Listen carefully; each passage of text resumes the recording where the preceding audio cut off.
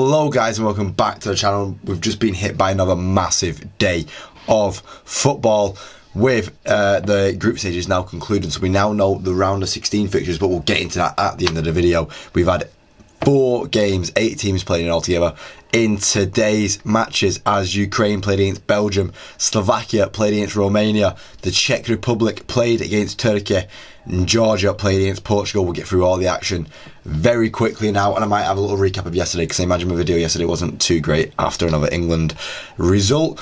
Ukraine played against Belgium, and the game was fairly drab, another 0-0.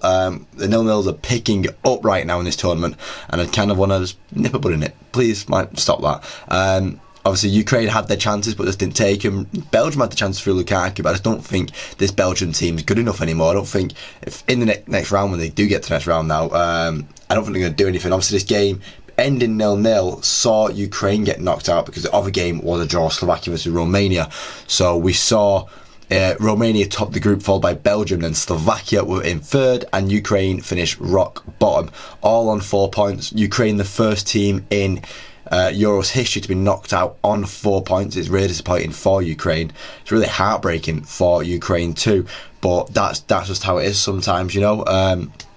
Yeah, Ukraine knocked out of the tournament after a win, a draw and a loss, just like every other team in the group. I really just don't think this Belgian team is good enough. They were holding it in the corner in the 90th minute, and they were scared that they might lose it themselves, and they probably should have. Ukraine probably had the chances to spear them in the heart, but just didn't take them, and they paid the price for it.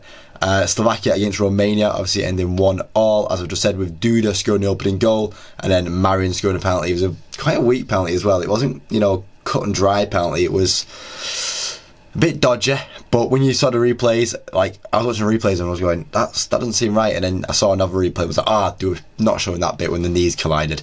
But yeah, Marian scored his penalty, and it meant that game ended 1-1, and Romania and Slovakia advanced to the next round too, to do celebrations all across that pitch. Obviously Romania have had a good tournament. I think they've been a strong team.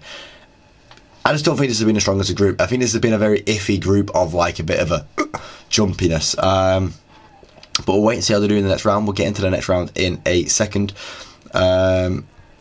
Obviously as well, we went on to the Czech Republic versus Turkey game, which was a massive game for the Czech Republic, as they were fighting to stay in this tournament. They were, you know, they knew they needed a win against Turkey, and I honestly thought they would, but they didn't. They lost 2-1 with Kalahanoglu scoring the opening goal, and it was quickly followed by a Souček, just 15 minutes later, followed by a Souček goal to equalise.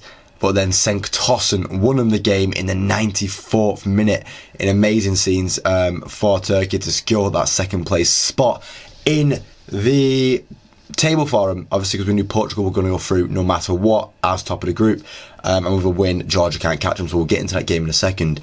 But Czech actually saw 2 red cards, finished the game with 9 men, as Barak got sent off for 2 yellows. And the second yellow card really wasn't a massive offence. It was he won the ball on the follow through, caught him. It's one of them, like with Casemiro's red card against Southampton last year. We're seeing it more and more in football now, and it's just getting a bit annoying now, because the follow through, you disappear your foot once you've passed the ball off, and someone else has jammed their foot in underneath yours. I find it just stupid. And then Thomas Souček obviously going to go, but Chori was sent off in the 98th minute too, so finishing it with 9 men in the game. Obviously it didn't really give them much of a chance, and now they're going to be missing the next games in the Nations League when we get back in September. I think the games are going to be. Then Georgia playing against Portugal, and this is a massive one. Georgia obviously had to win to have any chance to stay in the tournament. Portugal looked so strong against whoever they played against, and I thought, this is going to be a thrashing. This is going to be like 7-0. This is going to be disgusting. This is going to be... But Portugal rested a lot of players. You know, Bruno Fernandes didn't play, Bernardo Silva didn't start. It was only Ronaldo and Paulinho that have started all 3 games now, and Diogo Costa. So only 3 players that started the last 2 wins started this game too. So you can see how rotated the team was. And that's where the issues came, because Georgia won it 2-0, and that's insane. That's just what football's about though, isn't it? Kvaratskhelia opening the score within 2 minutes. And it was just like, whoa, what has just happened there? Obviously taking advantage of a situation and getting the goal for it. As I spoke about Ukraine, they had the chances and take them. Georgia got their chances tonight and took them, and that's why they are going to go through to the next round in that third place spot, because Mikoladze got a penalty again and he's now the competition top goal scorer. So yeah, that's insane. Georgia are through to the next round. The lowest ranked team has beat one of the tournament favourites with, just Cristiano Ronaldo in the team with them. So that means the knockout stage has been drawn for us, with Spain playing against Georgia. I'm going to do my full review on my predictions coming into this next round. Probably tomorrow, I think I'm going to schedule for that video for. Germany play against Denmark, Portugal play against Slovenia, France play Belgium, which is a really, really tasty one. I'm looking forward to it. As I said, I don't think Belgium are at there anymore, but we'll talk about it. We'll talk about it tomorrow. Romania play against the Netherlands, Austria play against Turkey, Switzerland, Italy, which I think is going to be the hardest to predict for me here. Obviously, I'm not going to do it today. It'll be tomorrow. I've got time to think about. I've got time to think about how it's going to go. But then the one that we're waiting for, obviously, on Sunday at 5 o'clock, England against Slovakia. We just had a 0-0 draw with Slovenia. So let's see what we can do against Slovakia. Obviously, scoring only 2 goals in the group stage. We only scored 2 goals in the group stage last time, though, but we didn't concede any in the group stage last time either. That's the only annoying thing.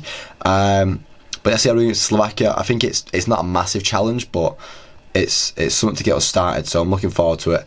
And as I said, I'll talk about yesterday's results as well, because I feel like I wasn't all here. So yeah, England 0-0 against Slovenia, quite a dull game, and another dull game alongside it in the same group was Denmark-Serbia. It's just dull all around. It's really annoying. I feel like England's really missing something, and I feel like we're just trying to put square pegs in circle holes, and that's causing our issues a lot of the time here. But the Netherlands and Austria had a really good game against each other, ended 3-2 to Austria, and that's why they topped their group. Insane. So yeah, Austria topping that group, with France drawing against Poland, with an Mbappe scoring his first ever Euros goal. But it shows that the Netherlands have kind of a hiccup in them. So when they play against Romania, we'll wait and see if the hiccups continue, or whether they can kind of sort themselves out, because they're on our side of the draw. And on England's side of the draw before the final, it's Romania, Netherlands, Austria, Turkey, and Switzerland and Italy.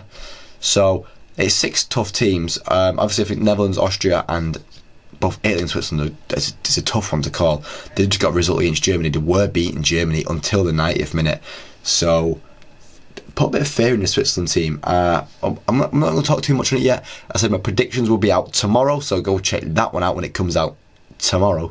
But that is the end of this video now, guys. If you like the video, please leave a like. You're going to see more, subscribe, because there's more on this channel every single day.